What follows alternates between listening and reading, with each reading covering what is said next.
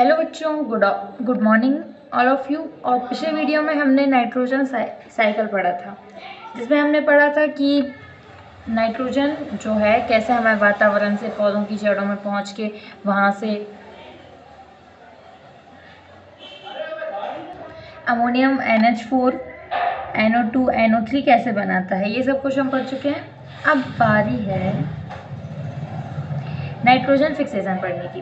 Nitrogen fixation जो है, हमने नाइट्रोजन साइकिल ऑपरेटर्स ये पढ़ लिया। अब हम डिस्कस करेंगे नाइट्रोजन फिक्सेशन के बारे में, इसकी और ज़्यादा डिटेल्स के बारे में। Nitrogen fixation is the process by which free atmospheric nitrogen is converted into nitrogen compound mainly soluble nitrates. Nitrogen fixation जो है, ये एक ऐसी प्रोसेस है जो वातावरण में नाइट्रोजन जो फ्री होता है उसके कंपाउंड्स और मिनरल्स, मतलब कि ये जो जैसे नाइट्रेट्स वगैरह बनते हैं उसमें कैसे कंपाउंड्स फिक्स होते हैं वो हम पढ़ेंगे।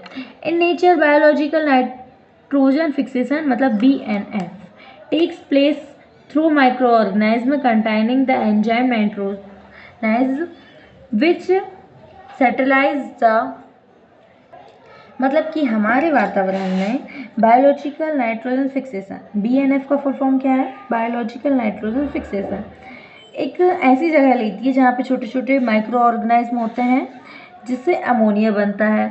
अमोनिया जो है ये प्लांट्स और सिंथेटिक बायोलॉजिकल मॉलिक्यूल्स जैसे amino acid, proteins and nucleic acid, इन सारी चीज़ों को बनाने में यूज़ होता है। मतलब प्लांट ही तो अमीनो एसिड, प्रोटीन्स वगैरह, न्यूट्रिशन, न्यूक्लिक एसिड, ये सारी चीज़ें देते हैं, तो बस ये सारी चीज़ों को बनाने में यूज़ होता है। Some of the nitrogen fixing bacteria live,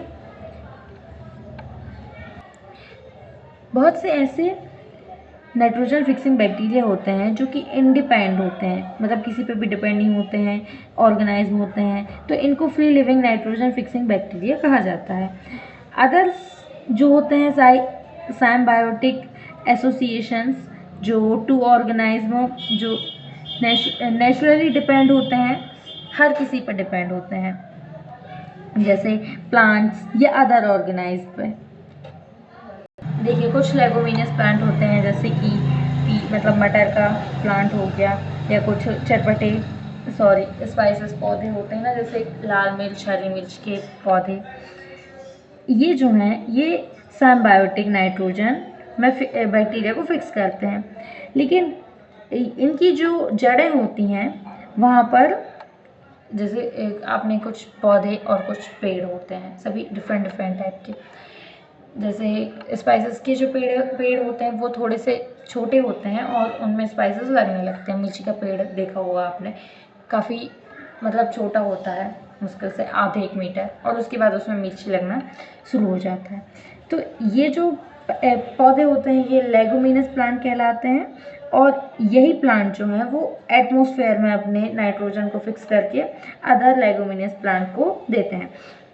लेकिन एक और जो अदर लेगुमिनस प्लांट होते हैं वो कैसे फिक्स करते हैं नाइट्रोजन इंक्लूड करके, जैसे soybean, common bean, peanut, flower, ये सारे पौधे जो होते हैं ये अदर तरीके से नाइट्रोजन फिक्स करते हैं। तो ये था नाइट्रोजन साइकिल। अब हम पढ़ेंगे एनिमल हस्बेंड्री। एनिमल हस्बेंड्री क्या होती है? एनिमल्स तो सभी जानते हैं। प्लांट्स जो हैं वो प्राइमरी सोर्स होते हैं फूड का, मतलब भोजन का प्राइमरी सोर्स होते हैं, लेकिन ह्यूमन बीइंग्स और एनिमल्स भी फूड का सोर्स होते हैं। जैसे हमें एनिमल्स से क्या क्या मिलता है? Eggs, milk, meat etcetera. और domesticated animals used by human being are called livestock. ये जो ऑल एनिमल्स जो होते हैं जो ह्यूमन बीइंग्स यूज़ करते हैं, मतलब हम अपने दैनिक जीवन में जिन जिन जानवरों का यूज़ करते हैं उनको लिवस्टॉक कहते हैं। तो सबसे पहले cattle, cow, buffalo, goat, bullocks are called cattle. Cattle किसको बोलते हैं? जो हमें दूध देते हैं, जैसे गाय हो गई, गोट हो गई, बफालो, ये सारी चीज़ें क्या कहलाती हैं? Cattle. These animals are very useful in the following ways. ये जो एनिमल्स होते हैं वो हमारे लिए बहुत ही यूजफुल होते हैं। Cow, goat, buffalo provide us milk. Milk is used to make many things like curd. ये हम सभी को पता है कि काऊ और गुड़ वगैरह से हमें दूध मिलता है। दूध जो कि बहुत ही इम्पोर्टेंट होता है हमारे लिए, जो प्रोटीन का सबसे अच्छा सोर्स होता है, जिससे हम घी, मक्खन वगैरह बना सकते हैं। Bullocks are used to carry loads and for ploughing the field. Bullocks मतलब बैल। बैल जो है वो बहुत सारा सामान को लोड करने, मतलब कि एक स्थान से दूसरे स्थान, और ये जो खेत होते हैं उनमें प्लफिंग करने के लिए भी काम आते हैं। मैंने पहले भी बताया था प्लफिंग का। Cattles dung is used to make biogas, gobar gas and manures. और इनके गोबर से क्या क्या बनता है? गोबर गैस बनती है और मतलब खाद बनती है। इसके बाद है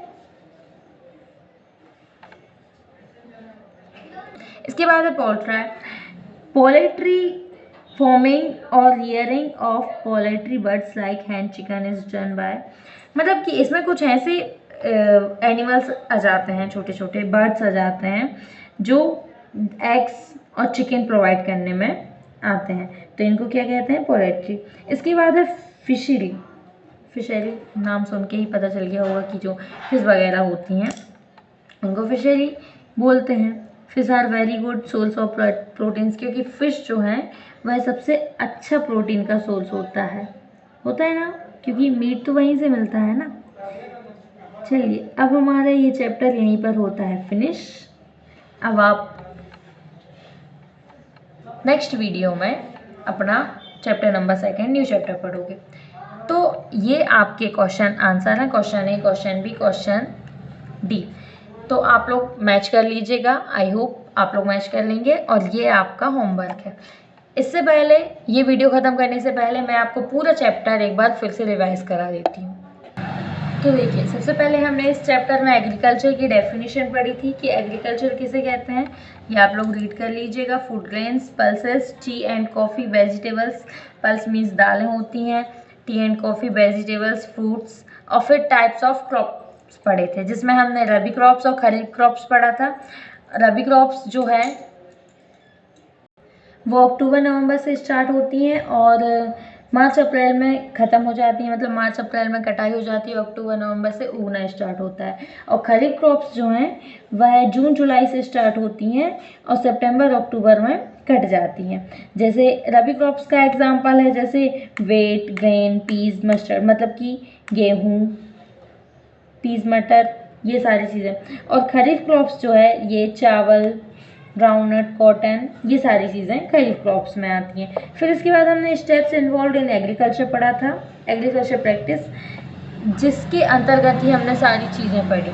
सबसे पहले इसमें प्रिपरेशन ऑफ सॉइल था, जिसमें प्लफिंग और लेवलिंग। प्लफिंग का मतलब होता है जुताई करना, जैसे बैल वगैरह से जुताई करते हैं। पहले उसको मिट्टी को एक सा करना, उसमें प्लफिंग मतलब कि मिट्टी में मतलब जुताई करके उसको हम ऊपर नीचे करते हैं ना, तो उसको लूजली मतलब एकदम लूज कर दिया जाता है, जिससे कोई भी पौधे होते हैं तो यदि टाइट मिट्टी होती है तो पौधे नहीं होते हैं, क्योंकि उनको दिक्कत होती है। इसलिए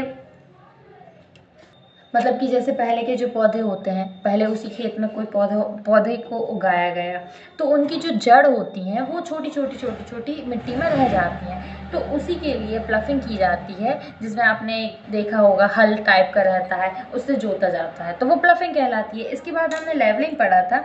लेवलिंग मतलब मिट्टी को लेवल पे लाना, ठीक है। फिर इसके बाद selection and sowing of food good seeds, मतलब अच्छे अनाज का चयन करना, जो कि एक अच्छा अनाज हो, जिसमें हमने पढ़ा था कि पानी में हम अनाज को डालकर देखते हैं कि उसकी ऊपरी परत जो है वह पानी की जो ऊपरी परत है उसमें अनाज जो अच्छा अनाज होता है वो नीचे बैठ जाता है और बाकी का ऊपर आ जाता है, तो उसको हटा दिया जाता है। फिर इसके बाद एडिंग मैन्योर एंड फर्टिलाइज़र, मतलब कि हम कैसे उसमें खाद वगैरह डालते हैं, फर्टिलाइज़र वगैरह डालते हैं, उनका कैसे यूज़ करते हैं। फिर इरिगेशन मतलब कि पौधों में पानी देना, मैंने आपको बताया था ये पाइपलाइन वगैरह डली होती है जिसके द्वारा हम पौधों को पानी देते हैं।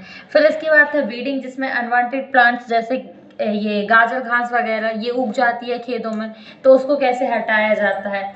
फिर इसके बाद था harvesting, threshing and winnowing the crops, मतलब कि जब हमारे पौधे पूरे तरीके से उग कर तैयार हो जाते हैं, इसके बाद उनकी कटिंग की जाती है, मतलब उनको काटा जाता है, तो वो हार्वेस्टिंग थ्रेसिंग में आ जाता है। अब जब पौधे उग गए, बड़े हो गए हैं और अनाज वगैरह भी उग गया है, लग गया है, कट गए हैं, सब कुछ हो गया, तो अब उनको स्टोर कैसे किया जाए। ऐसी जगहों पर स्टोर किया जाए जहाँ का वातावरण जो है एकदम फ्री ऑफ मॉइस्चर, मतलब कि उसमें वो नहीं होना चाहिए, जैसे बारिश के मौसम में अनाज जो है वो गीले रहते हैं, तो वो चीज़ नहीं होनी चाहिए। ऐसी जगह होनी चाहिए जहाँ पर अनाज जो है पूरे तरीके से सेफ रहे। इसके बाद protection of crops from animals, paste and microbes, मतलब कि ये जो स्टोरेज ऑफ ग्रेन्स है ना, इसी में ये आ जाता है कि जो छोटे छोटे माइक्रोब्स होते हैं, एनिमल्स जो होते हैं, उनसे हम अपने अनाज को कैसे बचा सकें। तो उनसे हम जब अनाज की एक अच्छी जगह स्टोर रहेंगे, वो एक ऐसी जगह जहाँ पर कुछ भी एनिमल्स वगैरह ना हो, तो ऑटोमेटिकली इन सारी चीज़ों से बचाया जा सकता है। फिर इसके बाद हमने पढ़ा बायोलॉजिकल नाइट्रोजन, जिसमें हमने नाइट्रोजन साइकिल के बारे में पढ़ा। तो अब ये चैप्टर एंड होता है और मैंने इसका रिवीजन भी करा दिया है, तो ठीक है। आई होप कि आप लोगों को बहुत अच्छी तरीके से समझ में आ गया हो। यदि नहीं आया हो तो आप लोग वीडियोस वगैरह दोबारा देखकर समझ सकते हैं। ओके बच्चों, बाय बाय, टेक केयर, घर पर रहिए, सुरक्षित रहिए।